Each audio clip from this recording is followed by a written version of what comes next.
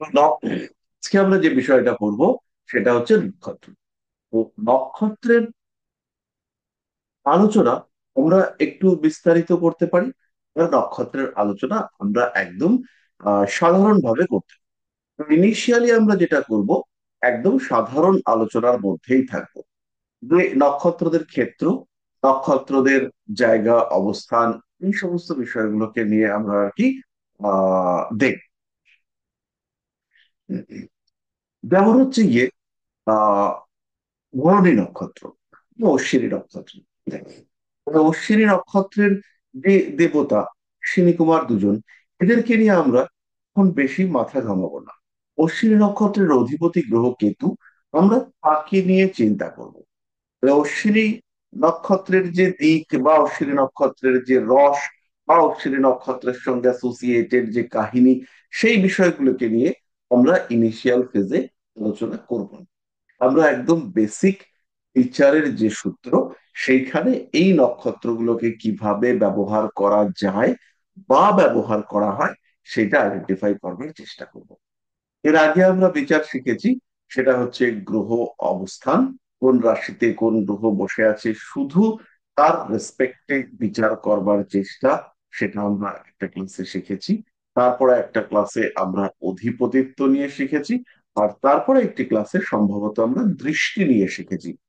এই দৃষ্টি বিষয়টা আমরা শিখেছি কিনা আমাকে একটু কেউ বলতে পারবেন? হ্যাঁ স্যার। এই দৃষ্টি নিয়েও আমাদের শেখা হয়েছে। আজকে আমরা যেটা শিখব সেটা হচ্ছে গ্রহদের যে আভ্যন্তরীণ গুণাবলী, যেটা আমরা আইডেন্টিফাই করতে পারি নক্ষত্রের মাধ্যমে, এই বিষয়টাকে আমরা খুঁজে বার করবার চেষ্টা করব।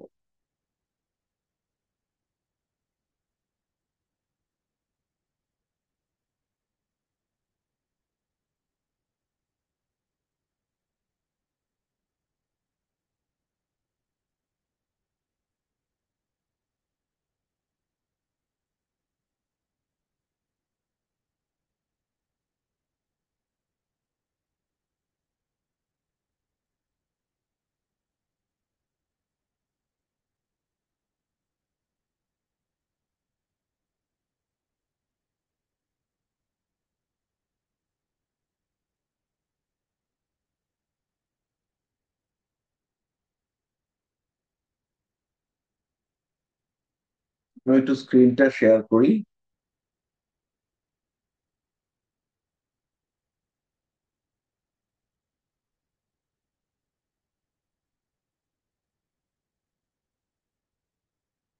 শেয়ার হচ্ছে। তো আমরা ধরুন কোনো একজন লোকের সিংহ লগ্ন, তার হচ্ছে গিয়ে এই ঘরটাতে বৃহস্পতি বসে আছে। বৃহস্পতি বসে রয়েছে কোনো একটি নক্ষত্রে। আমি নক্ষত্রের বিভাজনগুলো একটু পরে করাবো ডিটেলে। ধরুন এখানে নক্ষত্র রয়েছে 21, 22,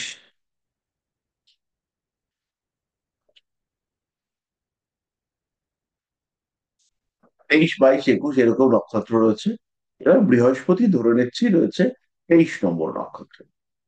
23 নম্বর নক্ষত্রে 6 হাউসে বৃহস্পতি যে রয়েছে, 23 নম্বর নক্ষত্র মানে কার নক্ষত্র? এটা হচ্ছে মঙ্গলের নক্ষত্র। এবং মঙ্গলের নক্ষত্রে যেহেতু মঙ্গলের নক্ষত্রে বৃহস্পতি রয়েছে,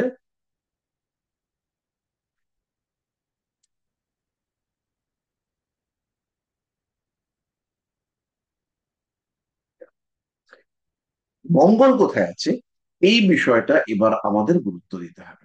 তাহলে এখানে তিনটে জিনিস আমাদের ক্ষেত্রে গুরুত্ব পাবে।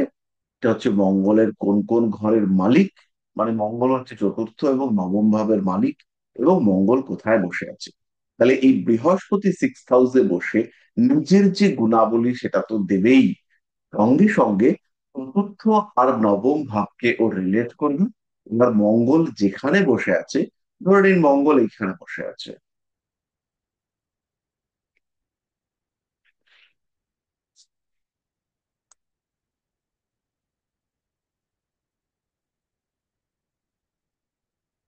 ধরে নিচ্ছি মঙ্গল এইখানটায় বসে আছে। তাহলে মঙ্গল এখানে বসে থাকলে তার একরকম রেজাল্ট হবে। মঙ্গল যদি এইখানে বসে থাকে, এরকম রেজাল্ট হবে। মঙ্গল যদি নিচস্থ হয়, তাহলে অটোমেটিক্যালি এই বৃহস্পতি কিছুটা দুর্বল হয়ে যাবে। যদিও মঙ্গল আর বৃহস্পতি পরস্পর মুখোমুখি নিজভঙ্গ রাজ্য তৈরি করবে, কিন্তু তাহলেও নক্ষত্র অধিপতি দুর্বল হওয়ার সঙ্গে সঙ্গে ওর স্ট্রেংথ কিন্তু কমতে দেখতে পাওয়া যাবে। মঙ্গল যদি এখানে বসে থাকে, তাহলে মঙ্গল একাদশে বসে রয়েছে, মানে এই বৃহস্পতির মধ্যে পরিশ্রম প্রবণতা ভীষণ ভাবে বাড়তে দেখতে পাওয়া যাবে। স্যার, একাদশে মঙ্গল বসলে পরিশ্রম কেন বাড়বে? কেন পরিশ্রম বাড়বে? কারণ পরিশ্রমটা দেবে হচ্ছে গিয়ে ষষ্ঠ। ষষ্ঠ ভাব হচ্ছে গিয়ে বৃহস্পতি। তাহলে বৃহস্পতি 6 হাউসের যে এফোর্ট, সেটা এই ঘরটাতে মঙ্গল নবমপতি একাদশে বসবে, এবং এই যে নবমপতি একাদশে বসলো, তার রেজাল্ট পাবে কি বৃহস্পতি। বৃহস্পতি কেন পাবে? কারণ বৃহস্পতি মঙ্গলের নক্ষত্রে রয়েছে। যেহেতু বৃহস্পতি নক্ষত্র মঙ্গলের নক্ষত্রে রয়েছে, তাই মঙ্গলের থেকে রেজাল্ট সেটা বৃহস্পতি পাবে। আর ষষ্ঠ ভাবটা হচ্ছে শারীরিক পরিশ্রমের ঘর, এবং সেখানে যেহেতু মঙ্গল বসে আছে, বৃহস্পতি বসে আছে, আর বৃহস্পতির কে ইন্ট্রিনসিক্যালি সাপোর্ট দিচ্ছে মঙ্গল, তাই মঙ্গলের রেজাল্ট আমরা বৃহস্পতির কাছ থেকে পাবো। এইবার বোঝাতে পারলাম? মানে আহ, বৃহস্পতি যেহেতু মঙ্গলের নক্ষত্রে বসে আছে, মঙ্গলের রেজাল্টটা ওই ঘরে পাওয়া যাবে, তাই তো? এবার আমরা আরেকটুখানি ব্যাপারগুলোকে বুঝি। আমাদের এই যে নক্ষত্রগুলো, নক্ষত্রগুলো তিনটে সাইকেলে আছে। একটা হচ্ছে এই মেষ থেকে কর্কট, আর একটা হচ্ছে সিংহ থেকে বৃশ্চিক, আর আরেকটা হচ্ছে ধনু থেকে মীন। তাহলে এই যে তিনটে পার্ট, অগ্নি পৃথ্বী বায়ু জল, অগ্নি পৃথ্বী বায়ু জল, অগ্নি পৃথ্বী বায়ু জল, এই যে চারটে ভাগ রয়েছে,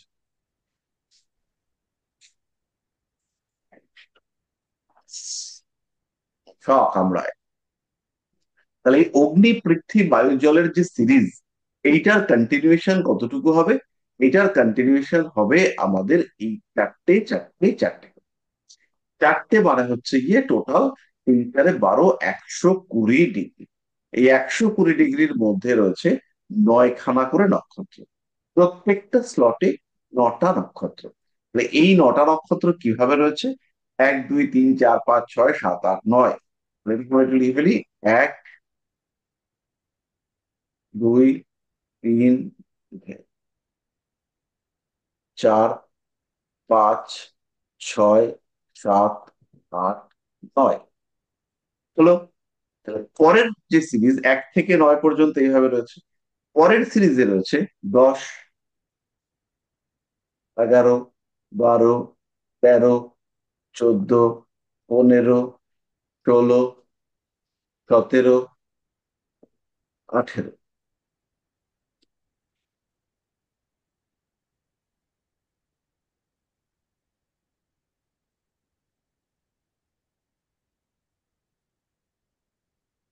আমার হচ্ছে 19, 20, 21, 22, 23, 24, 25, 26, 27।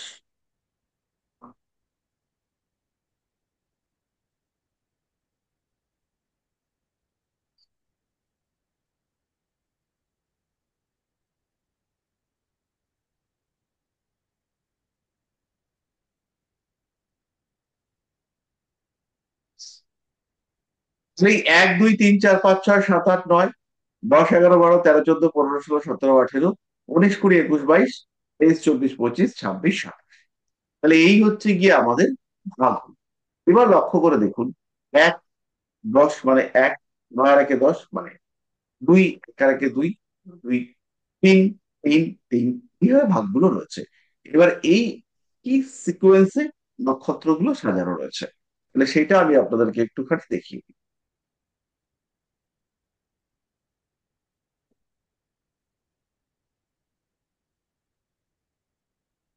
কিভাবে রয়েছে? এখানে রয়েছে 1 2 3। আপনারা অনেকেই জানেন এটা। তাহলে 1 ডিগ্রি এটা রয়েছে কত থেকে কত অবধি? এটা রয়েছে আমাদের 0 ডিগ্রি থেকে 3 ডিগ্রি 13 ডিগ্রি 20 মিনিট পর্যন্ত। তাহলে 0 থেকে 13, 20। পরেরটা হুম। কতটা রয়েছে? 13, 20 থেকে 26, 40। 13 ডিগ্রি 20 মিনিট থেকে 26 ডিগ্রি 40।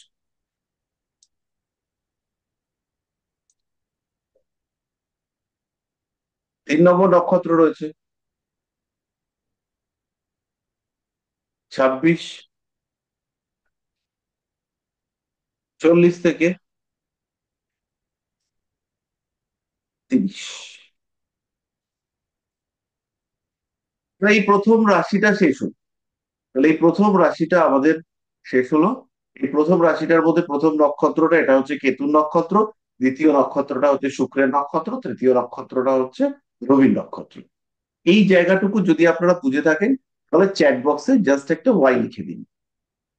যারা যারা বুঝেছেন, বুঝতে অসুবিধা হয়নি, তারা চ্যাট বক্সে শুধু একটা ওয়াই লিখে দিন। আমি চ্যাট বক্সে দেখুন একটা ওয়াই লিখে দিলাম। ঠিক আছে। তাহলে ঠিক এই সিকোয়েন্সে পরেরটা আসবে। তাহলে 3 ডিগ্রি 20 মিনিট এখানে চলে গেল। তাহলে পরের সিকোয়েন্সে আমরা কি পাবো? বৃষ রাশিতে আমরা পাবো 3 নম্বর নক্ষত্র 0 থেকে 10। 3 নম্বর নক্ষত্র আমরা পাবো 0 থেকে 10, মানে 0 ডিগ্রি থেকে 10 ডিগ্রি। 4 নম্বর নক্ষত্রকে আমরা পাবো 10 ডিগ্রি থেকে 23 ডিগ্রি 20 মিনিট। 5 নম্বর নক্ষত্রকে আমরা পাবো 23, 20 থেকে 30 পর্যন্ত। তাহলে 3, 4, 5, এইটা হচ্ছে মিথুনের হিসেব, সরি, এটা হচ্ছে বৃষর হিসেব। এই যে নক্ষত্রের হিসেবটা আমরা দেখতে পাচ্ছি, এটা হচ্ছে বৃষ রাশির নক্ষত্রের হিসেব।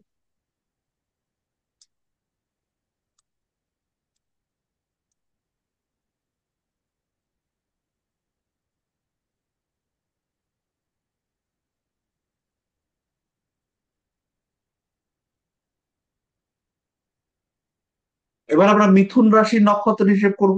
তাহলে 5, 6, 7 পাবো। প্রত্যেকটা রাশিতে 3টে করে নক্ষত্র আছে।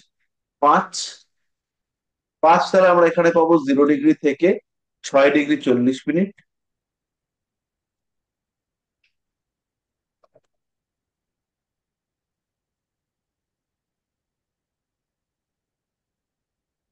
6 নম্বর নক্ষত্র আছে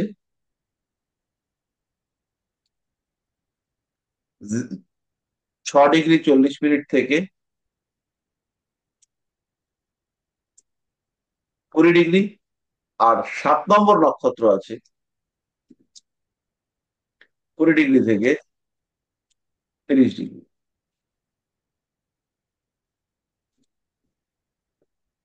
পরেরটা আছে 7, 8, 9।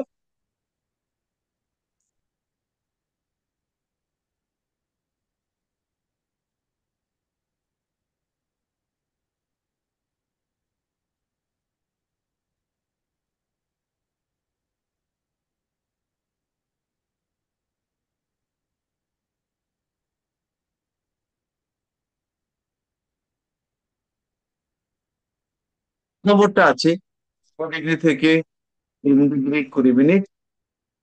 8 নম্বর আছে 3 ডিগ্রি 20 মিনিট থেকে 16 ডিগ্রি 40 মিনিট। আর 9 নম্বরটা আছে 16 ডিগ্রি 40 মিনিট থেকে 30 ডিগ্রি।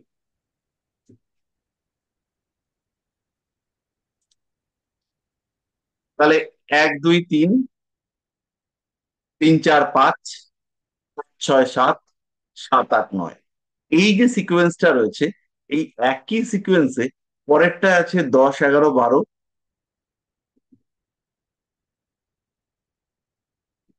তারপরেরটা আছে 12, 13, 14।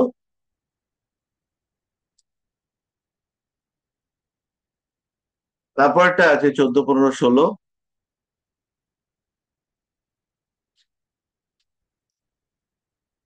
আর তারপরেরটা আছে 16, 17, 18।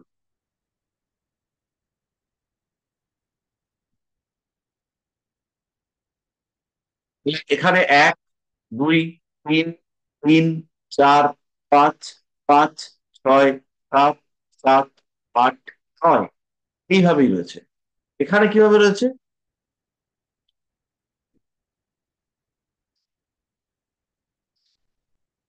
তাহলে এখানে রয়েছে 19, 20, 21। 19, 20, 21 যোগ করে দেখুন, 1, 2, 3 আসবে। তারপরে রয়েছে 21, 22, 23, যোগ করে দেখুন, সে একই আসবে, 3, 4, 5। এখানে আছে 5, 6, 7,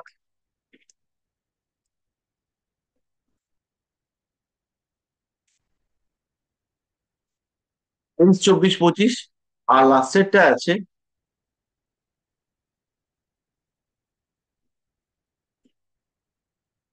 25, 26, 27।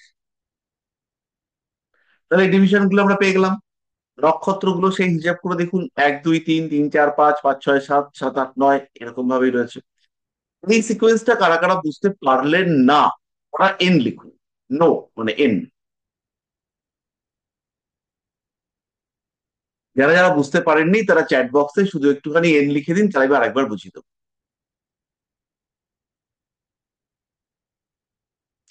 আর কেউ? সাহস করে লিখুন, সমস্তটাই যে বুঝতে হবে একবার এরকম কোনো ব্যাপার নয়।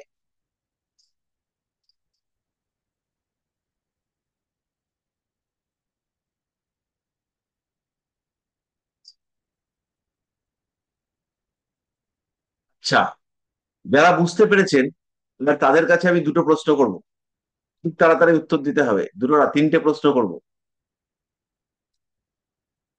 লক্ষ্য করুন, কুম্ভ রাশি। কুম্ভ রাশি 17 ডিগ্রি, কত নম্বর নক্ষত্র এক্ষুনি বলুন? মীন রাশি,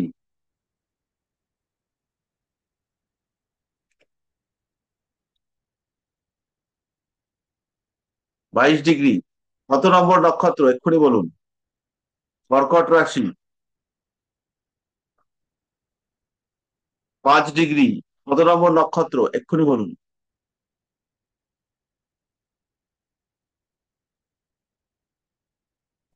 ফটফট ওয়েট করছি, চ্যাট বক্সে লিখবেন।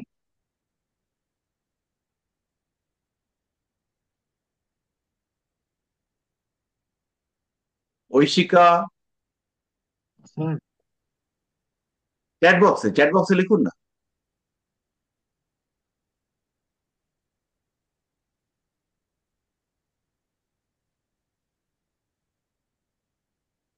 স্যার আরেকবার একটু বলুন না কোশ্চেনটা। কুম্ভ রাশিতে একটা 17 ডিগ্রি, কুম্ভ রাশি 17 ডিগ্রি, কত নম্বর নক্ষত্র? মীন রাশি 22 ডিগ্রি, কত নম্বর নক্ষত্র? কর্কট রাশি 5 ডিগ্রি, কত নম্বর নক্ষত্র?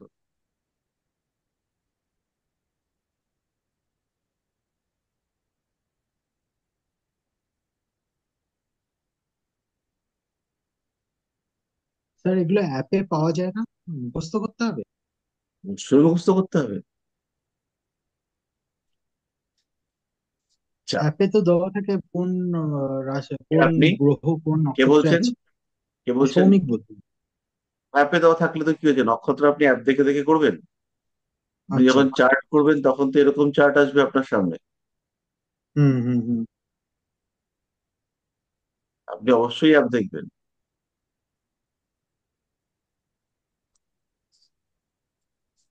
এবার আপনাকে এটা দেখে বলতে হবে না। এবার আপনি খুঁজবেন রাহু কোন নক্ষত্রে আছে, খুঁজি তো দেখি। বৃহস্পতি কোন নক্ষত্রে আছে, খুঁজি তো দেখি। আপনি এটা করবেন? আচ্ছা, বুঝেছি। আচ্ছা, এখনো পর্যন্ত আমরা সবকটা ঠিকঠাক উত্তর পাইনি। পার্থ বলেছে 8 নম্বর নক্ষত্র কুম্ভে ভরণী, শঙ্কর হয়নি। কুম্ভে ভরণী নক্ষত্রই নেই, ভরণী নক্ষত্র হচ্ছে 2 নম্বরে। এরপরে আমরা যখন নক্ষত্র নিয়ে ডিটেল করব, তখন আপনারা দেখবেন নক্ষত্র মানে ডেপথ 24, 24 মানে হচ্ছে গিয়ে কুম্ভে 17 ডিগ্রি, 24 নম্বর। তারপরেরটা হয়নি, না হয়েছে 27 নম্বর নক্ষত্র, 8 নম্বর, সবকটা হয়েছে। শ্রীতমা সবকটা পারফেক্ট হয়েছে। কুম্ভ 17, 24 নম্বর নক্ষত্র, ঐশিকা বলেছেন। কর্কটে পার্থ 8 নম্বর নক্ষত্র, ঠিক আছে। মোটামুটি সবারই ঠিকঠাক হচ্ছে, তাহলে সবাই একটু একটু বুঝতে পেরেছে। যারা বুঝতে পারেননি তাদেরকে আরেকবার একটু বুঝিয়ে দিই। তো দেখুন, আমাদের ডিগ্রি হচ্ছে 30 ডিগ্রি। প্রথম 13 ডিগ্রি 20 মিনিট, সেটা হচ্ছে একটা নক্ষত্র পড়লো মেষ রাশি থেকে শুরু করে। দ্বিতীয় 13 ডিগ্রি 20 মিনিট 2 নম্বর নক্ষত্র পড়লো ভরণী নক্ষত্র। তৃতীয় নক্ষত্র 3 নম্বর, সেটা হচ্ছে গিয়ে পড়ে রইলো কত মিনিট, 3 ডিগ্রি 20 মিনিট। তাহলে সেটা হচ্ছে কৃতিকার 3 ডিগ্রি 20 মিনিট বেশি পড়লো। বাকিটা চলে গেল বৃষ রাশিতে। এবার বৃষতে তো 10 ডিগ্রি হলো।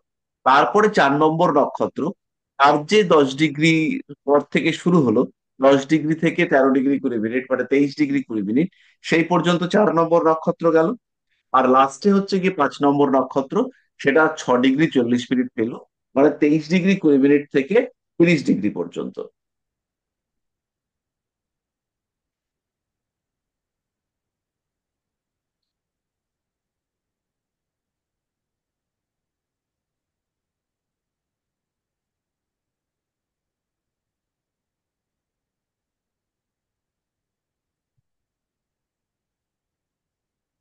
এরপরে হচ্ছে গিয়ে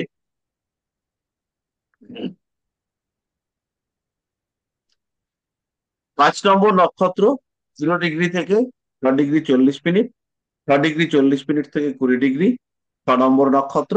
আর 7 নম্বর নক্ষত্র হচ্ছে 20 ডিগ্রি থেকে 30 ডিগ্রি। তাহলে 7 নম্বর নক্ষত্রের তো পুরোটা হলো না, 0 থেকে 3 ডিগ্রি 20 মিনিট পর্যন্ত রয়ে গেল। তাহলে এই যে 7 নম্বর নক্ষত্র 0 থেকে 3 ডিগ্রি 20 মিনিট পর্যন্ত রয়ে গেল, 7 নম্বর নক্ষত্র 0 ডিগ্রি থেকে 3 ডিগ্রি 20 মিনিট পর্যন্ত রয়ে গেল। মানে এই এই যে রয়ে যাওয়াটা,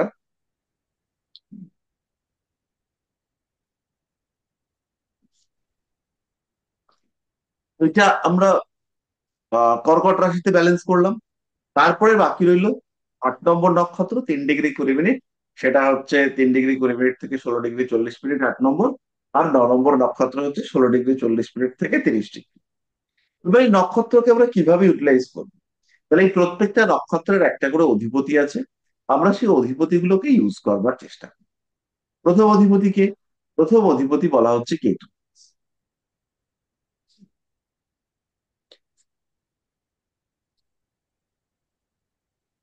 তারপরের অধিপতিকে শুক্র।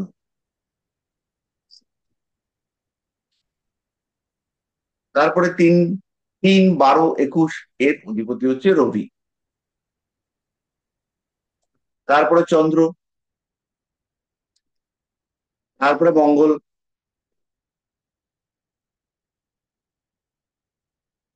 তারপরে হচ্ছে রাহু। তারপরে গুরু, মানে জুপিটার। তারপরে এলেন কে, শনিদেব। আর তারপরে এলেন বুধ।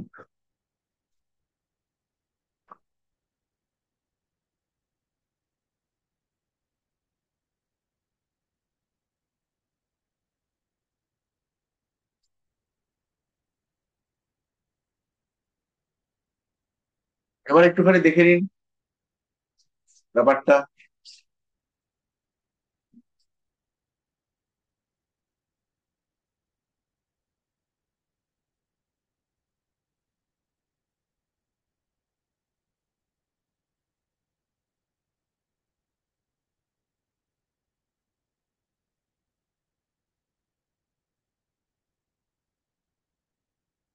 লক্ষ্য করুন, কারোর যদি কোনো অসুবিধা হয়।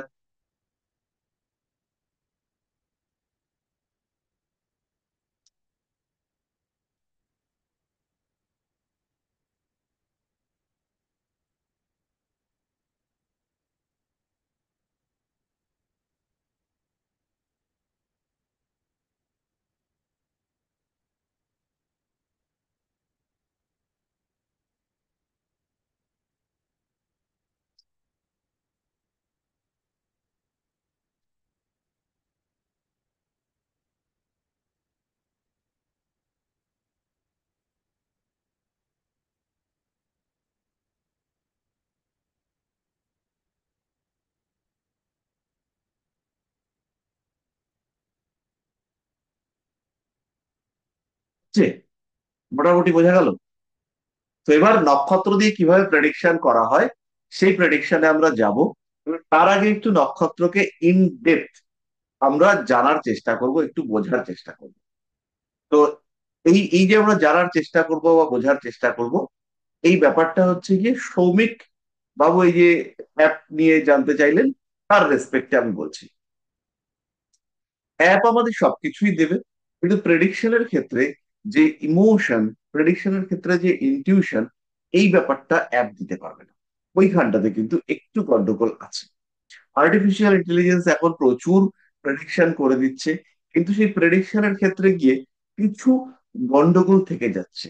সেইটা হচ্ছে গিয়ে শুধুমাত্র হিউম্যান মাইন্ড থেকেই বেরোতে পারে, যেটা হচ্ছে গিয়ে একদম সাইকোলজিক্যাল প্রেডিকশন, যেটা ওই সময় ওই মুহূর্তে ওই ঘটনা ক্লিক করে এবং বিভিন্ন ঘটনার মধ্যে একটা বিষয়কে চয়ন করতে আপনাকে সাহায্য করে।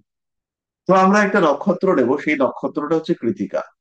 আপনারা নাম শুনেছেন, কৃত্তিকা নক্ষত্র, কার্তিক মাস, নাম শুনেছেন, নিশ্চয়ই শুনেছেন। তো কৃত্তিকা নক্ষত্রের অধিপতি গ্রহ তিনি কে, এটা একটু বলতে পারেন? এই চার্টে লেখা আছে সূর্য। রবি। রবি। কৃত্তিকা নক্ষত্রের অধিপতি দেবতাকে, এটা বলতে পারেন? এটা আমরা এখনো পড়াইনি, কেউ স্পেশালি বলতে পারে? বরুণ দেব। অগ্নি। অগ্নিদেব। কৃত্তিকার দেবতা হচ্ছেন অগ্নি, অগ্নিদেব, ও অগ্নি। কৃত্তিকার যে সিম্বল, সেই সিম্বল হচ্ছে রেজার। রেজার মানে ব্লেড, খুব আঘাত করবার অস্ত্র। আর কৃত্তিকা নক্ষত্র ইন্ডিকেট করে কর্তন। কর্তন কিন্তু কীর্তন নয়, কর্তন মানে হচ্ছে কেটে সেপারেট করে দেওয়া, চান ওইটা আলাদা করে দেওয়া। ওই কৃত্তিকা নক্ষত্র যুদ্ধ, বিগ্রহ, লড়াই, এই সমস্ত বিষয়কে ইন্ডিকেট করে।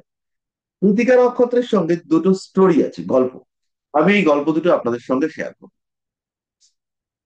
তার মধ্যে প্রথম একটা গল্প আছে, এটা হচ্ছে কার্তিক বলে এক ভদ্রলোক আছে। কার্তিক, আপনারা দেখেছেন, শিব পার্বতীর পুত্র কার্তিক। তো এই শিব পার্বতীর পুত্র কার্তিক, আপনারা কেউ শুনেছেন যে পার্বতীর গর্ভে কার্তিকের জন্ম হয়েছে? কেউ কি শুনেছেন? না। কে শুনেছেন? কার্তিকের জন্ম কার গর্ভে?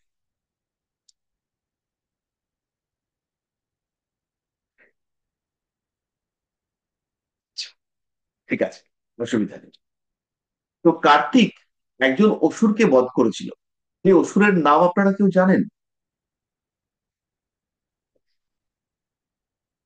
অসুরের নাম হচ্ছে তারকাসুর। এবার একটু যে গল্পটা চেনা চেনা লাগছে। তো তারকাসুর বিভিন্ন সময় দেবতাদেরকে অসুররা অত্যাচার করেছে, স্বর্গ দখল করে নিয়েছে। স্বর্গ দখল করে নেওয়ার পরে তারা স্বর্গ দখল করে নিয়ে স্বর্গের আহ অধিকার প্রাপ্ত হয়েছে, তারা সমস্ত কিছু প্রাপ্ত হয়েছে। এই সমস্ত ব্যাপারগুলো তাদের ক্ষেত্রে দেখতে পাওয়া গেছে। তো তেমনই একজন অসুর, তিনি বরপ্রাপ্ত হয়েছেন যে তাকে কেবলমাত্র 7 দিন বয়সী একটি শিশু হত্যা করতে পারবে। 7 দিন বয়সের একটা শিশু, এমন একটা শিশু হত্যা করতে পারবে যার বয়স হচ্ছে 7। তো কোনো মানুষের গর্ভে বা মানুষের ঔরসে এরকম সন্তান হতে পারে না। তো তখন সে ঠিক করেছে যে দেবতাদের যেন কোনো সন্তান হতে না পারে তার ব্যবস্থা করতে হবে। তারপরে সে আবার তপস্যা শুরু করেছে, যাতে দেবতাদের শুক্র নিশ্চিহ্ন হয়ে যায়। তো সেই তপস্যায় দেবতাদের শুক্র নিশ্চিহ্ন হয়ে গেছে। এবার দেবতাদের আর সন্তান হচ্ছে না। কিন্তু এই তপস্যার সময় একটাই ব্যাপার ছিল। এই তপস্যার সময় বলা হয়েছিল যে শুক্র সবার নিশ্চিহ্ন হলেও মহাদেব মানে দেবাদিদেব শিব আর শুক্রের উপরে কিন্তু কারোর অধিকার নেই, তাকে কিন্তু কন্ট্রোল করা যাবে না। বলতে চলো ঠিক আছে, তার তার তো দেখা গেল, উনি সাধু সন্ত মানুষ, উনি কারোর প্রতি শুক্র স্খলন করবেন না।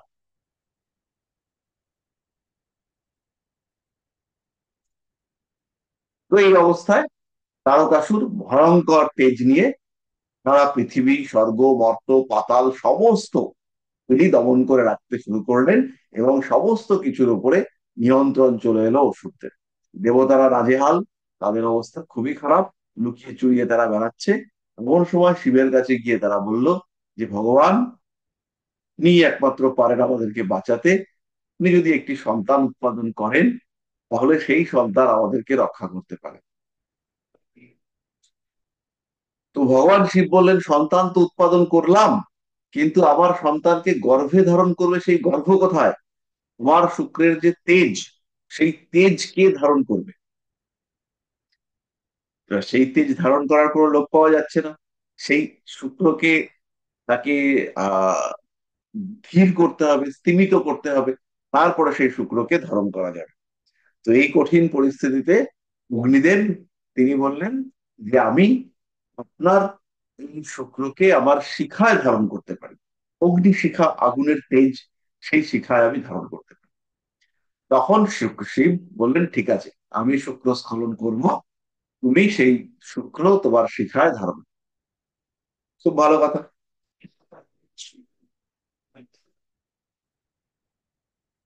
তো অগ্নিদেব সেই শুক্র তার শিখায় ধারণ করলেন। ধারণ করে তিনি ঘুরে বেড়াচ্ছেন।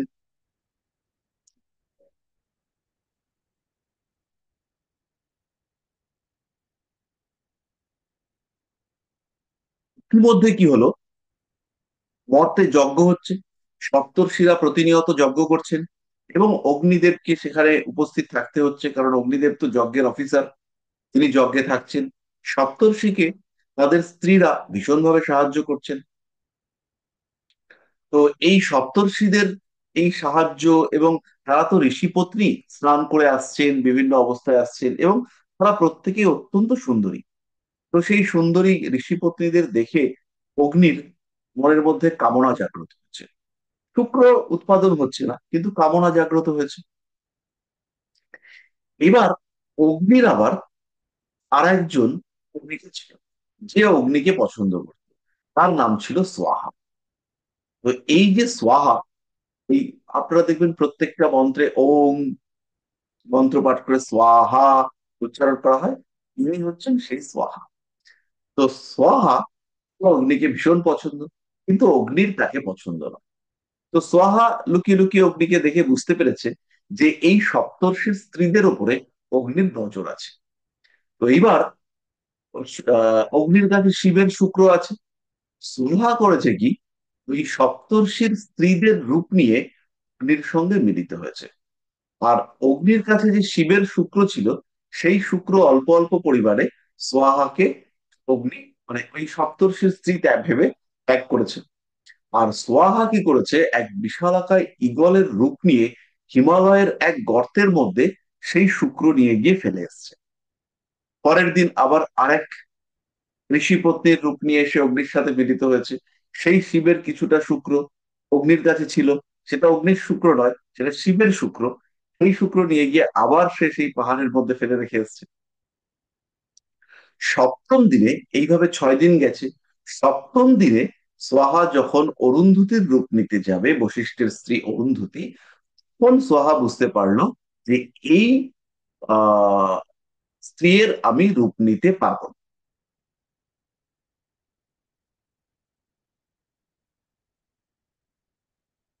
কারণ ইনি এতটাই সাধ্বী, ইনি এতটাই পবিত্র, যে এর আমি রূপ ধারণ করতে পারবো না। তো তখন সোহা কি করলেন, সোহা তখন ব্যর্থ হলেন। মানে ওই যে 6 জন, মানে 6বার মিলিত হওয়ার পরে আলাদা আলাদা করে পাহাড়ের কোন্দরে ওই শুক্র তিনি সঞ্চয় করেছেন, এই শুক্র পাহাড়ের গহ্বরে, পাহাড়ের যে গর্ভ, তার মধ্যে একটি সন্তানের জন্ম হলো। এই সন্তানটি হলো কার্তিক। এই সন্তানটির 6টি মাথা, এবং জন্ম হওয়ার পর থেকেই এ প্রচন্ড চিৎকার করতে শুরু করলো, এবং সেই চিৎকারে স্বর্গ মর্ত পাতাল তারা হচ্ছে গিয়ে পীড়িত হতে শুরু করলো। তখন দেবতারা বুঝতে পারলো যে এই তারক নামক অসুরকে বধ করবার জন্য, তারক নামক অসুরকে বধ করবার জন্য স্কন্দ নামক দেবতার আবির্ভাব হয়েছে। এবং এই স্কন্দ বা কার্তিকেয়, এ হচ্ছে গিয়ে ওই তারকাসুরকে হত্যা করতে পারবে। দেবতারা তাকে সেনাপতি বানালেন সেই সময়, সেই সময়ের জন্য, এবং সেনাপতি বানিয়ে তার সাহায্য নিয়ে তাকে সামনে রেখে তারা এগিয়ে চললেন তারকাসুরকে হত্যা করতে। তারকাসুরের হত্যা হলো, বধ হলো, এবং তারপরে দেবতাদের স্বর্গরাজ্য মুক্ত। এই হলো কৃতিকা নক্ষত্রের, এই যে কৃতিকা নক্ষত্রের দেবতা অগ্নি, তার সঙ্গে এই স্কন্দের আরেকটা সম্পর্ক, কৃতিকা নক্ষত্রে কার্তিকের সঙ্গে সম্পর্ক, এই সমস্ত ব্যাপারগুলো আমরা জানলাম। তো এবার এইখানে অনেকগুলো বিষয় রয়েছে। প্রথম বিষয়টা হলো, এবার সম্পর্কগুলোকে বলি। প্রথম বিষয়টা হলো শুক্রের অভাব। কৃতিকা নক্ষত্রে যদি অষ্টমপতি কিংবা শুক্র গিয়ে অবস্থান করে, সেই ক্ষেত্রে সেই জাতকের শুক্রের অভাব, শুক্রের মোটিভেটির অভাব, এইগুলো দেখতে পাওয়া যায়। স্পার্ম কাউন্ট কমে যাওয়ার টেন্ডেন্সি, সেগুলো দেখতে পাওয়া যায়। এইটা কৃতিকা নক্ষত্রের ক্ষেত্রে ঘটতে দেখতে পাওয়া যায়। নেক্সট যে বিষয়টা আমরা দেখতে পেলাম, সেটা হলো একজনের শুক্র অন্যজনের শরীরে স্থানান্তরকরণ। যখন সরোগেসি, আইইওয়াই, আইভিএফ, এই সমস্ত বিষয়গুলো নিয়ে আপনারা চিন্তা ভাবনা করবেন, তখন এই বিষয়গুলোকে কৃতিকা নক্ষত্রের সঙ্গে কমিউনিকেট করাতে হবে। কৃতিকা নক্ষত্রের ভাইব্রেশন আমাদের চাই, পঞ্চম পতির সঙ্গে কৃতিকা নক্ষত্রের একটা সম্পর্ক থাকা উচিত বা থাকা যেতে পারে। সেই সময় কোন রকম গ্রহ ট্রানজিটে কৃতিকার সঙ্গে কমিউনিকেটেড হতে পারে। এইখানে রয়েছে যৌন লিপ্সা, এখানে রয়েছে যৌনতা। যেখানে আমাকে, যে জায়গাতে আমি আশ্রয় প্রাপ্ত হয়েছি, সেই জায়গায় কামনা সৃষ্টি করা একটা সম্ভাবনা, সেটা কিন্তু আমরা কৃতিকা নক্ষত্রে দেখতে পাচ্ছি। ছদ্মবেশে যৌন মিলন, সেটা আমরা এখানে দেখতে পাচ্ছি। ভিন্ন ভিন্ন রূপে, ভিন্ন ভিন্ন রূপে একই মানুষের সঙ্গে যৌনতা, সেটা আমরা এখানে দেখতে পাচ্ছি। আমরা এখানে দেখতে পাচ্ছি কঠিন শ্রাপ, যার কারণে বংশ বন্ধ হয়ে যাওয়ার সম্ভাবনা। এই নক্ষত্রের মধ্যে আমরা দেখতে পাচ্ছি বন্ধ্যাত্ব। পরিষ্কার হলো? এই স্যার এটা নক্ষত্রের মধ্যে তারপরে আমরা দেখতে পেলাম প্রবল বিক্রম পরাক্রম। এবং যে অসুরকে, এমন একজন অসুর যাকে 7 দিন বয়সী একটা বালক হত্যা করলো, বলে সেই বালক কত পরাক্রমী হতে পারে, যাকে দেবতারা হত্যা করতে পারেনি, যাকে 7 দিন বয়সী একটা বালক হত্যা করে দিল। মানে এই যে পরাক্রম, এটা আমরা কোথায় পেলাম? কৃতিকা নক্ষত্রে পেলাম। মানে এই কাহিনীর সঙ্গে কৃতিকা নক্ষত্রের সম্পর্ক, সেটা গঠন করা গেল।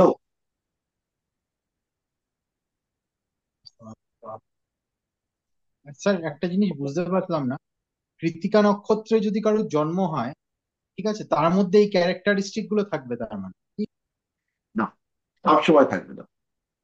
কিন্তু কৃতিকা নক্ষত্রের, যখন যদি কারোর কোনো গ্রহ থাকে, যদি কারোর লগ্ন থাকে, সেই ক্ষেত্রে এই ক্যারেক্টারিস্টিক্স গুলোর সঙ্গে কিছু ক্যারেক্টারিস্টিক্স ম্যাচ করবে।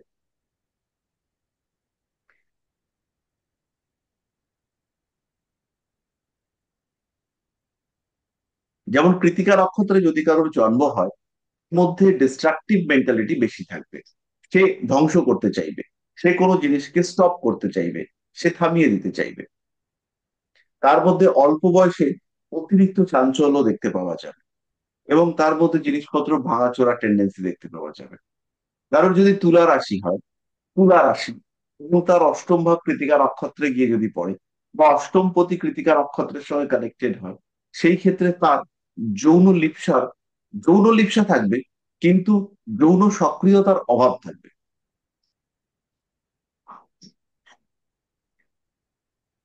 মানে কারুর যদি তুলাতে জন্ম হয় তাহলে তার অষ্টমপতি যদি ইয়েতে বসে, কৃত্তিকা নক্ষত্রে বসে, কম বুঝলাম না নয়। স্যার। ধরুন কারোর একজনের কৃতিকা নক্ষত্রে জন্ম হয়েছে, সরি, তুলা রাশিতে কারোর একজনের লগ্ন হয়েছে, তাহলে তার অষ্টম পতি, সে হচ্ছে শুক্র, সে দেখা গেল শুক্র কোনো একটা জায়গায় অবস্থান করে রয়েছে। তো ধরে নিচ্ছি কৃতিকার তার জন্ম হচ্ছে গিয়ে 4 ডিগ্রিতে, লগ্ন হচ্ছে 4 ডিগ্রিতে।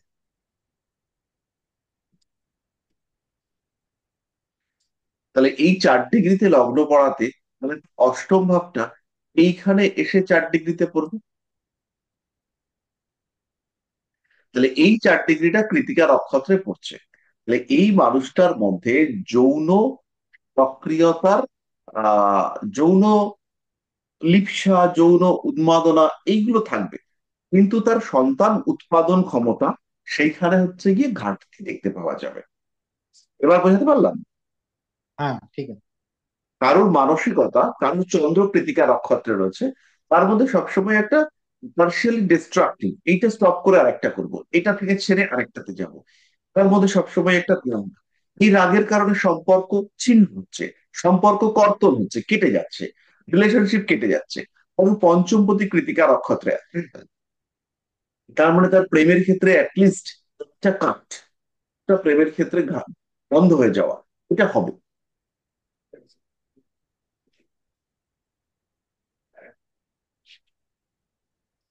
বুঝতে পারলাম? তাহলে এটাও বলা যায়, যেমন যদি ষষ্ঠপতি কারোর যদি সপ্তমপতি কৃতিকা নক্ষত্রে থাকে, তাহলে বিবাহ ক্ষেত্রে একটু প্রবলেম আসবে।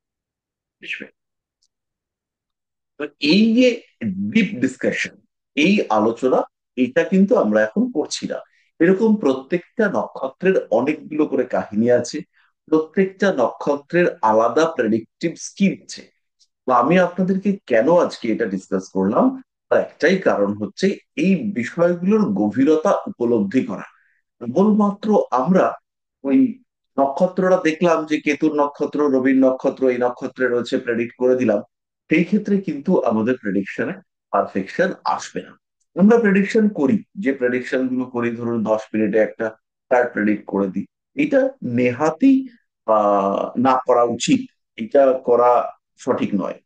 এবং মানুষের টাইমের অভাব থাকে, মানুষের অর্থের প্রাচুর্যের অভাব থাকে, তাই উপার্জন করতে হয়, তাই অল্প সময় আমরা প্রেডিকশন করে ফেলি, কিন্তু বেসিক্যালি অল্প সময় প্রেডিকশন করা উচিত নয়। যেমন ধরুন, খুব ছোট্ট উদাহরণ দিই, মৃত্তিকা নক্ষত্র নিয়ে আমরা বলছি। মৃত্তিকা নক্ষত্রের 3টে চরণ আছে। কি কি চরণ? প্রথম চরণ, দ্বিতীয় চরণ, তৃতীয় চরণ, চতুর্থ চরণ। 3 ডিগ্রি 20 মিনিট করে একটা চরণ। তাহলে এই বৃষ রাশিতে কৃত্তিকা নক্ষত্রের 3টে চরণ পড়েছে, দ্বিতীয়, তৃতীয় এবং চতুর্থ। এই বৃষ রাশিতে যে দ্বিতীয় চরণ পড়েছে, এই দ্বিতীয় চরণ নবাংশে গিয়ে মকর রাশিতে পড়বে। তৃতীয় চরণ সেইটা গিয়ে পড়বে কুম্ভ রাশিতে, এবং চতুর্থ চরণ মীন রাশিতে। তাহলে এই কৃত্তিকা নক্ষত্র বৃষ রাশিতেই রয়েছে, 3 নম্বর নক্ষত্র। ডিগ্রিটাকে আমি ভাঙি, তাহলে 0 ডিগ্রি থেকে 3 ডিগ্রি 20 মিনিট,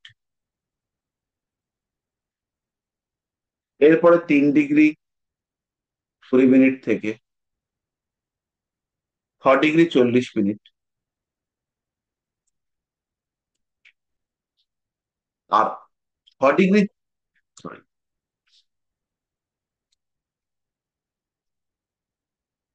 আর 6 ডিগ্রি 40 মিনিট থেকে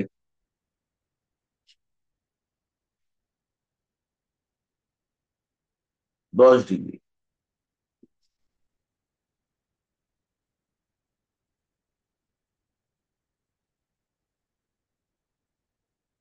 তাহলে এই যে ডিস্ট্রিবিউশনটা আমরা দেখতে পাচ্ছি, কৃত্তিকা নক্ষত্রের মধ্যেই আমরা 3টে চরণকে ডিস্ট্রিবিউট করেছি। তা হচ্ছে 0 ডিগ্রি থেকে 3 ডিগ্রি 20 মিনিট, 3 ডিগ্রি 20 মিনিট থেকে 6 ডিগ্রি 40 মিনিট, আর 6 ডিগ্রি 40 মিনিট থেকে 10 ডিগ্রি। তাহলে এই যে ডিস্ট্রিবিউশন, এই যে ডিভিশন আমরা করেছি,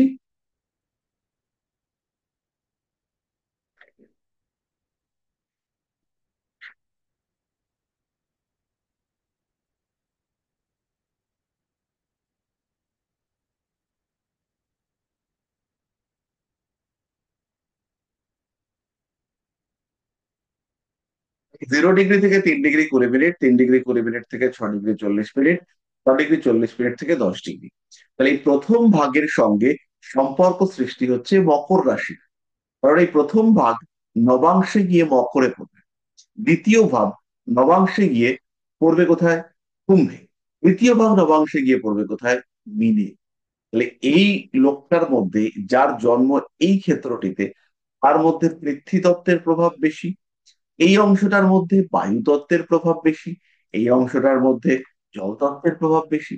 তাই নক্ষত্র যখন আমরা ভাববো, নক্ষত্রে যখন আমরা ভাঙবো, তখন কিন্তু এটা ভীষণ কঠিন হয়ে দাঁড়াবে এবং যথেষ্ট জটিল হয়ে দাঁড়াবে। তাহলে বিষয়গুলো মোটামুটি পরিষ্কার হলো কিছুটা। আর নবাংশে ওই মানে এই মকর রাশিতেই পড়বে, কুম্ভ রাশিতেই পড়বে, মীন রাশিতে পড়বে, এটা বুঝবো কিভাবে? এটা আমরা নবাংশ তো পড়াইনি, এখন জাস্ট আমি একটু বলে রাখলাম। ও আচ্ছা আচ্ছা। হুম, আচ্ছা। স্যার নবাংশ তার মানে এক একটা ঘর 3 ডিগ্রি 20 মিনিট? হ্যাঁ, এক একটা ঘরকে হচ্ছে গিয়ে নবাংশে 3 ডিগ্রি 20 মিনিট করে স্পেস দেওয়া হয়েছে। তাই জন্য টোটাল নবাংশের সংখ্যা হচ্ছে 108। আমাদের যখন হোরারি ডিস্ট্রিবিউশন করা হয়, নবাংশ হোরারি বলে একটা হোরারি আছে, সেই হোরারিতে ওই 3 ডিগ্রি 20 মিনিট করে ডিস্ট্রিবিউশন ধরে ধরে করা হয়। যে ওই সময় লগ্ন পড়েছে নবাংশ হোরারি, এটা খুব প্রচলিত হোরারি সিস্টেম। কৃষ্ণমূর্তি পদ্ধতির হোরারি আমি আপনাদেরকে শেখাবো, নবাংশ হোরারিও আমি আপনাদেরকে শেখাবো। তো নবাংশ হোরারি খুব প্রচলিত একটা প্রসেস।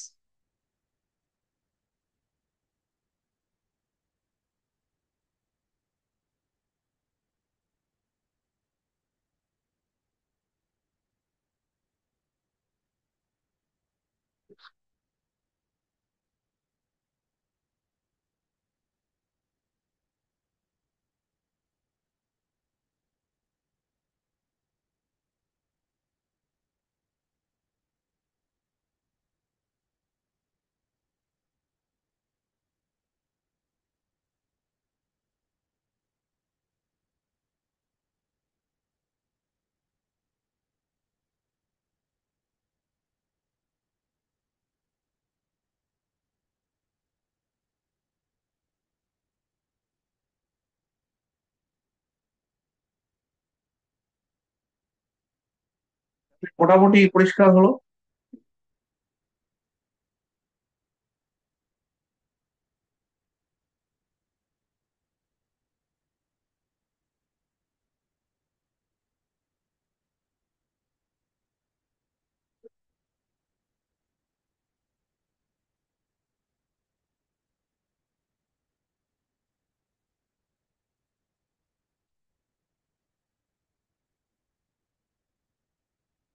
যাদের যাদের পক্ষে বুঝতে অসুবিধা হলো তারা একটুখানি এন লিখে ফেলুন, যাদের গল্পটা ভালো লাগলো তারা একটু ওয়াই লিখে ফেলুন।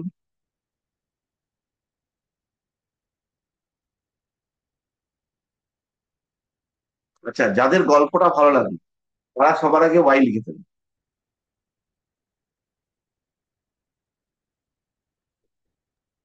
স্যার, প্রত্যেকটা নক্ষত্রেরই কি এরকম গল্প আছে? খুব একাধিক গল্প আছে। তো এগুলো সব জানবো কোথা থেকে? আমার থেকে। 27টা গল্পই বলে দেবেন মানে? সবকটা বলে আচ্ছা।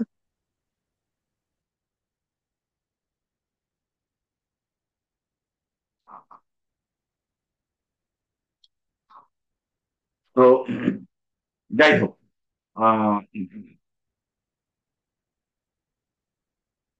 আপনারা জানেন ব্রহ্মার কটা মাথা? স্যার 5টা ছিল, তারপর তো 4টে হয়ে গেল। হ্যাঁ, এই ব্রহ্মার যে 5টা মাথা ছিল, এই 5টা মাথা 4টে হয়ে গেল, এর জন্য অনেক রকম কাহিনী আছে।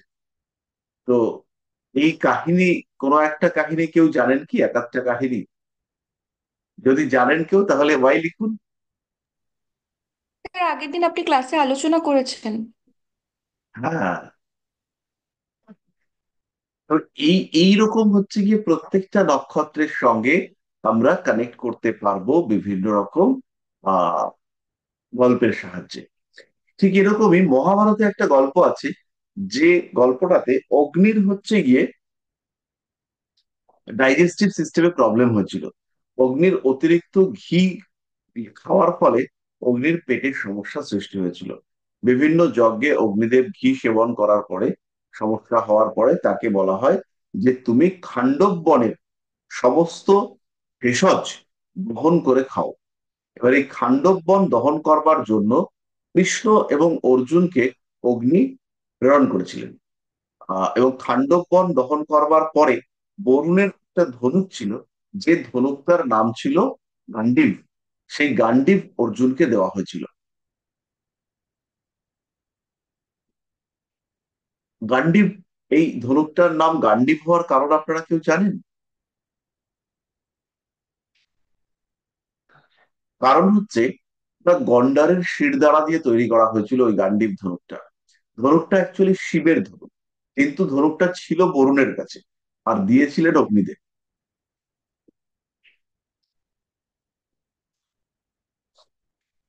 অর্জুন যখন বৃদ্ধ হয়ে গিয়েছিলেন, তখন এক সময়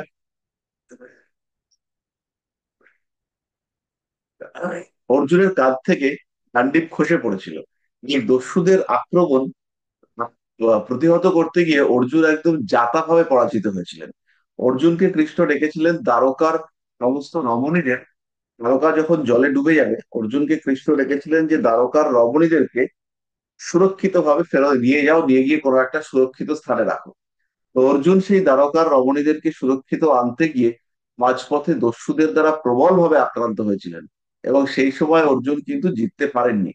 এবং সেই সময় সেই দস্যুরা বেশিরভাগ দ্বারকার রমণীদেরকে হরণ করেছিল।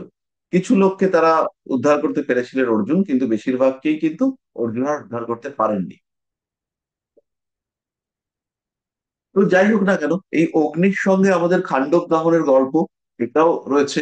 কৃতিকা নক্ষত্রে এই যে খান্ডব বন দহন করা হয়েছিল, এখানে ভেষজ ভেষজ উপাদান তৈরি করা, এই ব্যাপারটাও কৃতিকা নক্ষত্রের মধ্যে রয়েছে। এবং আপনারা খেয়াল রাখবেন, ওই যে মূলগুলো আমরা পড়ি না, মূলগুলো যে পড়া হয়, দেখবেন বিভিন্ন গ্রহের জন্য বিভিন্ন মূল পড়া হয়। ওই মূলগুলোকে, প্রত্যেকটা মূলকে কাটা হয়, মূলগুলোকে কিন্তু গোটা পড়িয়ে দেওয়া হয় না, মূলগুলোকে বিশেষ আকারে কর্তন করা হয়। ঠিক একইভাবে ভেষজ উদ্ভিদকেও কাটা হয়। এই যে কৃতিকায় কর্তন, এই ব্যাপারটা হচ্ছে গিয়ে যুক্ত হয়ে রয়েছে ভেষজ উপাদান প্রয়োগের সঙ্গে। তো এরকম প্রত্যেকটা নক্ষত্রের বেশ কিছু গল্প আমরা পাবো। আমি আপনাদেরকে প্রথমেই বলেছিলাম যে জ্যোতিষ যেটা আপনারা শিখবেন, সেটা অতটা ইজি নয়। আমরা যে জ্যোতিষ নিয়ে আলোচনা করব, সেই জ্যোতিষ অতটা সহজ সরল হবে না, বেশ কঠিন হবে। ইন্টারেস্টিং হবে, কিন্তু কঠিনও হবে।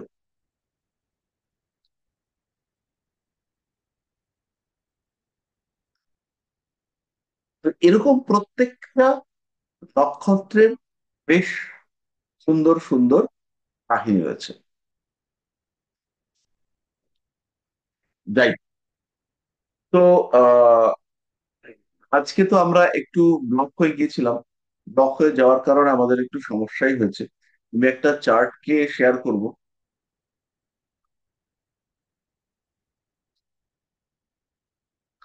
একটুখানি দেখিয়ে নিয়ে তারপরে আমাদেরকে আহ,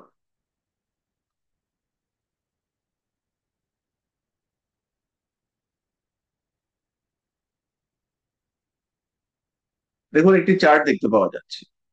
তো এই চার্টের ক্ষেত্রে আমরা দেখতে পাচ্ছি লগ্ন হচ্ছে ধনু লগ্ন, পূর্বাষাঢ়া নক্ষত্রে রয়েছে। পূর্বাষাঢ়া নক্ষত্র মানে হচ্ছে শুক্রের নক্ষত্র। শুক্র কোথায় রয়েছে? দ্বিতীয় রয়েছে। তাহলে এই লগ্ন কাকে কাকে কানেক্ট করছে? এই লগ্ন কানেক্ট করছে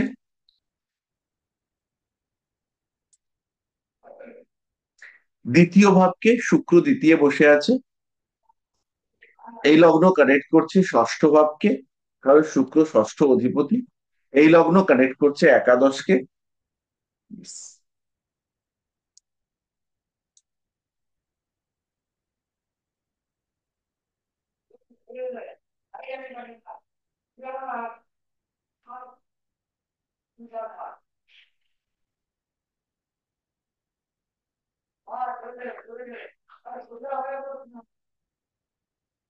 দুই ছয় 11।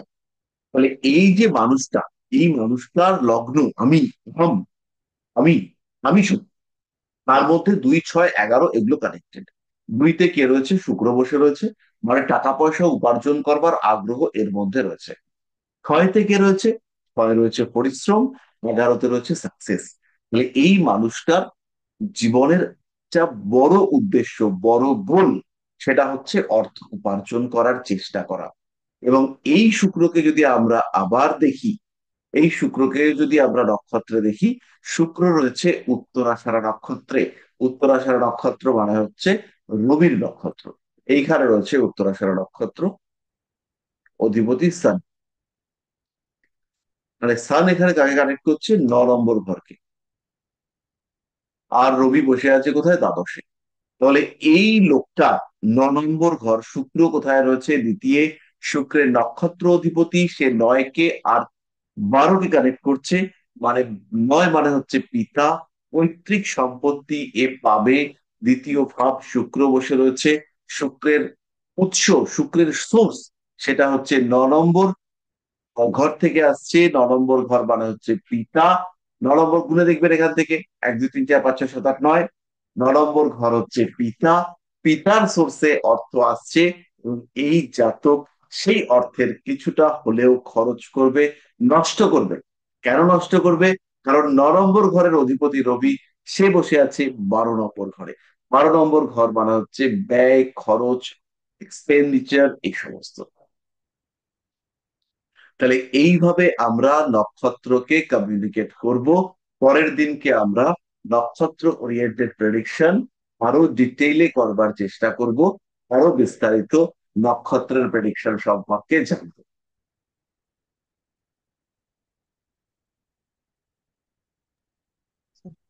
একটা প্রশ্ন ছিল, বলবো? হ্যাঁ, বলুন।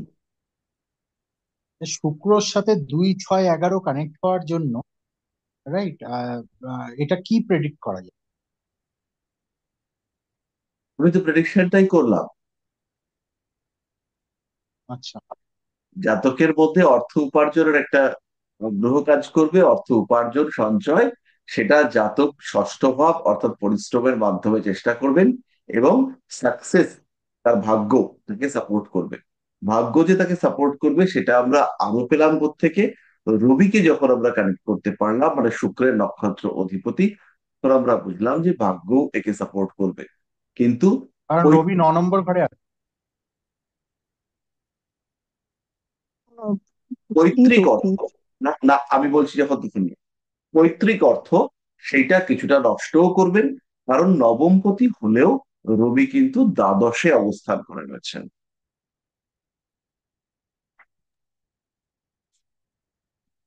আর কারোর কোনো প্রশ্ন? স্যার আমি একটা করব। হ্যাঁ, বলুন। বললাম স্যার যে আমরা যখন চার্ট বিশ্লেষণ করব, সেই বিশ্লেষণ করার সময় আমরা ভাবকে দেখব, তার কোন ঘরে আছে, তারপরে দৃষ্টিকে দেখব, নক্ষত্রকে দেখব। মানে অ্যাকচুয়ালি এতগুলো দেখে বলতে হবে না, একটা দুটো বিষয়কে মেনলি আমরা ফোকাস করব? আমরা যখন মেয়ে দেখতে যাই, হুম। আমরা যখন মেয়ে দেখতে যাই, হুম। তখন কি আমরা একটা জিনিসে ফোকাস করি, না আমরা অনেকগুলোকে দেখি? হ্যাঁ, যত অনেকগুলোকে দেখি। বেশি আমরা ফোকাস করতে পারবো, যত বেশি আমরা প্যারামিটারকে ইউজ করতে পারবো, তত পারফেক্ট রেজাল্টে আসতে পারবো। ঠিক ঠিক ঠিক। তার মধ্যেও আমাদের ভুল হবে। এবং যত আমরা ডিপ অ্যানালাইসিস করতে চাইবো, যদি আপনারা চান, হলেই আমরা এই সমস্ত ডিসকাশন করব। না হলে এত কিছু ডিসকাশন আমাদের দরকার হয় না। একজন তার বাড়িতে হাতির দাঁত দিয়ে কিছু একটা জিনিস রেখেছে কিনা আপনি যখন প্রেডিক্ট করবেন, তখন সেই প্রেডিকশনটা তার বুকের মধ্যে ধরাস করে লাগবে। তাহলে একটা কথা বলবো, এটাকে যদি আপনি 1 2 3 করেন, মানে এরকম করে পরপর স্টেপ ওয়াইজ করেন, যে কোনটা আমাদের first priority, second priority, third priority, তাহলে কিন্তু আমাদের একটু বুঝতে মনে হয় সুবিধা হবে। বোঝার জায়গাতেই যাননি। আমরা এখন মশলাপত্র নিয়ে নাড়াচাড়া করছি, আমরা পড়াশোনা শুরুই করিনি। আচ্ছা আচ্ছা, ঠিক আছে ঠিক আছে। Thank you sir, good night.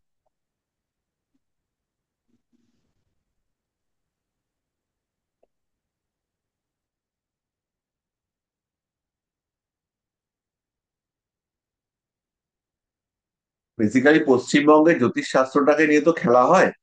আর এই খেলাটা হচ্ছে কি, ওই, তাও আগে ওয়ান ডে টাইপের খেলা হতো। এখন হচ্ছে হুম। গিয়ে T20 নয়, এখন হচ্ছে গিয়ে টানটানা টানটান খেলা হয়ে গেছে। মানে 10টা বল করবো, 10টা বলে 99 টাকা দেবে, তুমি জ্যোতিষী হয়ে যাবে। একজন আছে নাটা করে লোক, তার নাম কি তো বলতে পারছি না, ভুলে গেছি নামটা। নাটা সে করে তো বলছে অনেকেই আছে। 3 দিনে ও নাকি বৈদিক, কেপি, নারী সব শিখিয়ে দেবে।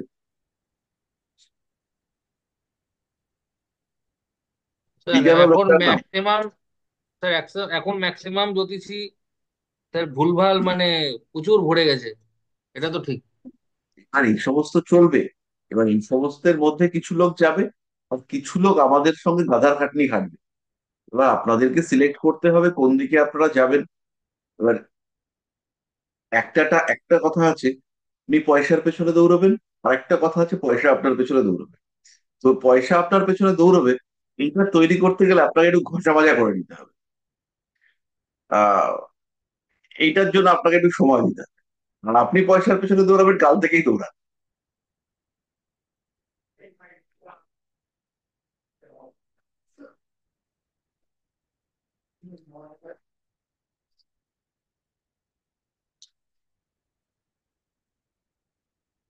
এটা আপনাদেরকে শেয়ার করি, নোটস আমি লিখছি।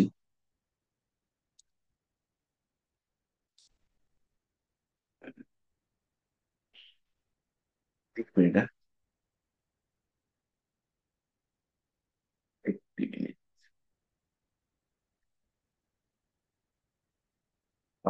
আমার হাতের যে নোটসটা ছিল, সেই নোটসটা হচ্ছে কি ইনকমপ্লিট ছিল।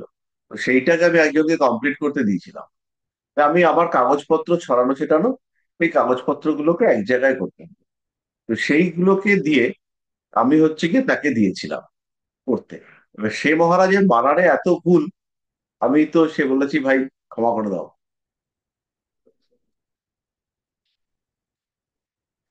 দেখুন শেয়ার হয়েছে, দেখা শেয়ার যাচ্ছে। হয়েছে, দেখা যাচ্ছে। হ্যাঁ স্যার। এটা আমি রাত্রিবেলা আমার মোটামুটি 1:30টা পর্যন্ত ক্লায়েন্ট থাকে, তারপরে বসে বসে আমি লিখতে শুরু করি। আপনাদের নখ পড়িয়েছি, বাহ। এই নখের থেকে দেখুন, যেগুলো হুম। পড়িয়েছি সেগুলো এখানে লেখা আছে। ঠিক। খুব সুন্দর। তো এই এই যে পরিশ্রম, এই পরিশ্রম, এটা 3 দিন একদিনের পরিশ্রম নয়। বুঝতে পারলেন তো? আর আমার উদ্দেশ্য জ্যোতিষ শিখিয়ে 2 পয়সা রোজগার করা নয়। আমার উদ্দেশ্য হচ্ছে কি জ্যোতিষের ভেজালটাকে বিদায় করা। তো সেই ভেজাল বিদায় করবার জন্য ভালো জ্যোতিষ তৈরি করা, এইটা হচ্ছে কি আমার কাজ।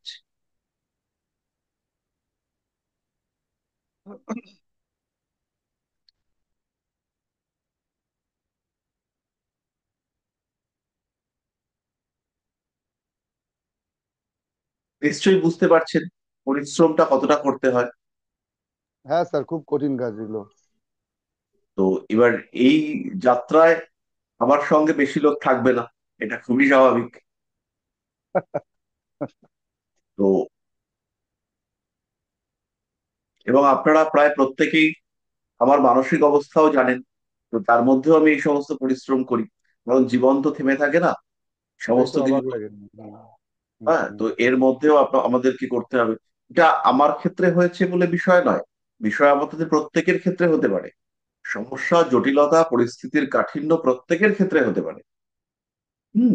কারোর ক্ষেত্রে আপনাদের মনে হতে পারে যে এ একটু কঠিন বেশি পরিস্থিতিতে আছে, কারোর ক্ষেত্রে মনে হতে পারে চলো এর পরিস্থিতি ঠিক আছে, ওকে মানিয়ে নেওয়া যায়। কিন্তু যার পরিস্থিতি সেই বুঝতে পারবে যে তার পরিস্থিতি কতটা কঠিন।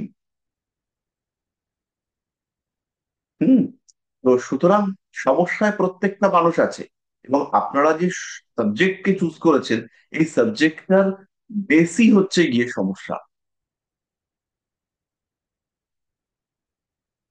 আমাদের কাজটাই হচ্ছে গিয়ে সমস্যা নিয়ে। তো এই এই লেখাটা লেখা কমপ্লিট হতে হতে মোটামুটি আমরা এক্সপেক্ট করতে পারি আরো 6 মাস লাগবে। নক্ষত্রের উপরে যেটা লেখা আমি লিখছি, এই লেখাগুলো লিখতে মোটামুটি বছর দুয়েক ধরে লিখে যাচ্ছি। কোনো আশা করি আরো 1 বছর পরে কমপ্লিট হয়ে যাবে।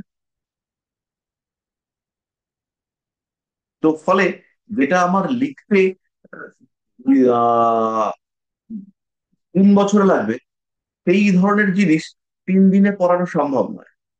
ওগুলো মিথ্যে কথা, লোককে হচ্ছে গিয়ে প্যাঁচে ফেলার কায়দা। তো প্রচুর লোক প্যাচে পড়ছে, সমস্যা নেই তাতে। মনে পড়েছে, লোকটার নাম হচ্ছে আচার্য পঙ্কজ। ওনাকে সব রাজা রানী করে শেখায়। হুম। তো এরকম হচ্ছে গিয়ে প্রচুর লোককে আপনারা দেখতে পাবেন, প্রচুর লোক তারা 2 দিন 3 দিনে শিখিয়ে দিচ্ছে। কিন্তু বেসিক্যালি বিষয়টা 2 দিন 3 দিনে শেখানোর বিষয় নয়। একদিনে 4 ঘন্টার ওয়ার্কশপে শিখে ফেললাম, জাস্ট ইম্পসিবল। তো যাই হোক না কেন, আচ্ছা আমাদের ক্লাসের লোক সংখ্যা মোটামুটি 30-এর আশেপাশে, কিন্তু ক্লাস করেন অল্প লোক। ক্লাস করেন ওই জনা 15। বাকিদেরকেও ক্লাস করতে হবে। আর এই মাসে হবে কিনা জানি না, নেক্সট মান্থে আমরা একটা ওপেন হাউস করব। এই সময় আপনাদেরকেও কিছু বলতে হবে, যা শিখেছেন তার উপরে মোটামুটি মিনিট 5-এর মতন করে বলতে পারবেন। আর হায়াস্ট যারা রয়েছেন, আপনাদের সিনিয়র যারা রয়েছেন, তারা হচ্ছে গিয়ে লিখবেন। ইতিমধ্যে আমাদের মোটামুটি আহ মার্চে মার্চের শেষে একটা পরীক্ষা হওয়ার কথা আছে। তো আশা করবো আমি আপনারা সবাই পরীক্ষাটাতে শান্তিপূর্ণ এবং যৌক্তিকভাবে পাশ করে উতরাবেন। আমি পরীক্ষাটার ব্যবস্থা করছি। পরীক্ষা আপনাদের যা যা পড়ানো হয়েছে তার উপরেই হবে। আর পরের দিন আমরা নক্ষত্র পড়ব, আর পরের দিন আমরা স্যার বেসিক। একটু নমুনা প্রশ্ন একটু আলোচনা করলে ভালো হবে, পরীক্ষায় কি ধরনের প্রশ্ন অত মোটামুটি আসে। টেনশন কিসের, করে দেবো। আচ্ছা। আর নক্ষত্র আমরা ডিসকাস করব পরের দিন। আর তারপরের দিন আমরা সংখ্যা তত্ত্ব নিয়ে কিছুটা আলোচনা করব। যদি পরের দিন দোল পূর্ণিমা পড়ে, তাহলে আমাদের ছুটি থাকবে। দোল পূর্ণিমা সম্ভবত পরের শুক্রবারই পড়েছে। যদি দোল পড়ে তাহলে ছুটি থাকবে। কিন্তু ওই দোল পূর্ণিমার দিন আমি আপনাদেরকে গ্রুপে কিছু লেখা পাঠাবো, আপনারা সেগুলোকে একটু ফলো করবেন। তাহলে আজকের মতো এই পর্যন্তই থাক। আশা করি আজকের ক্লাসটা বেশ ইন্টারেস্টিং লেগেছে আপনাদের, দেখা উচিত। তো সবাই খুব ভালো থাকবেন। স্যার স্যার আমার একটা কোশ্চেন ছিল, একটু বলবো? হ্যাঁ, নিশ্চয়ই। বলছি যে শুক্র চতুর্থপতি এবং একাদশপতি হয়ে যদি দ্বাদশ ভাবে বসে থাকে, তাহলে সেক্ষেত্রে জাতক যদি নিজের ঘর বাড়ি বানায়, সেখানে কি থাকতে পারবে না? অসুবিধা হবে থাকতে? অসুবিধা কিছুটা হতে পারে, সময় যে মারাত্মক অসুবিধা হবে তা কিন্তু নয়। এই ক্ষেত্রে যেটা হবে, বিলাসিতা বাড়বে। দ্বাদশে বলতে রয়েছে মিথুনে, যদি আর্দ্রা নক্ষত্রে থাকে, হুম আর্দ্রাতে যদি থাকে আর আর্দ্রার অধিপতি যদি 8-12-তে থাকে, তাহলে সেই বাড়িতে হুম থাকা মুশকিল হবে। আদারওয়াইজ সেই বাড়িতে সে থাকতে পারবে। তো থাকার জন্য একটা, যদি আর্দ্রা নক্ষত্রে থাকে, তাহলে থাকার জন্য একটা হুম ছোট্ট করলেই থাকতে পারবে। সেটা হচ্ছে বাড়ির ছাদের উপরে একটা বড় গামলার মধ্যে করে জল রেখে দিতে হবে। সেই জলটা আচ্ছা উইকলি চেঞ্জ করতে হবে। এইটুকু করলে পরেই থাকা যাবে। আচ্ছা, থ্যাংক ইউ স্যার। ঠিক আছে, খুব ভালো থাকবেন। শুভরাত্রি। শুভরাত্রি sir. Good night sir. Good night.